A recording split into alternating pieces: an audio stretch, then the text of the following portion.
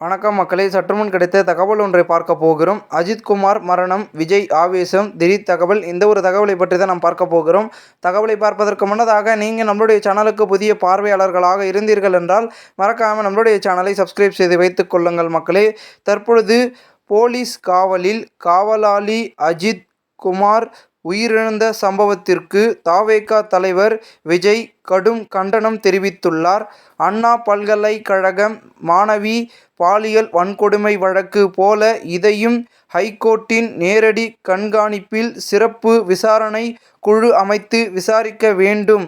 இத்தகைய கொடூர சம்பவம் நிகழாது என சிஎம் ஸ்டாலின் மக்களுக்கு உத்தரவாதம் அளிக்க வேண்டும் என தவேக தலைவர் நடிகர் விஜய் குறிப்பிட்டுள்ளார். இந்த ஒரு தகவல் அரசியல் வட்டாரத்தில் பெரும் பேசும் பொருளாக மாறியிருக்கிறது.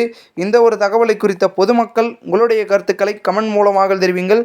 இதுபோன்று நீங்கள் அரசியல் சார்ந்த நிகழ்வுகளாம் தினசரி தெரிந்து கொள்ள நம்மளுடைய சேனலை சப்ஸ்கிரைப் செய்து வைத்துக் கொள்ளுங்கள். நன்றி, வணக்கம்.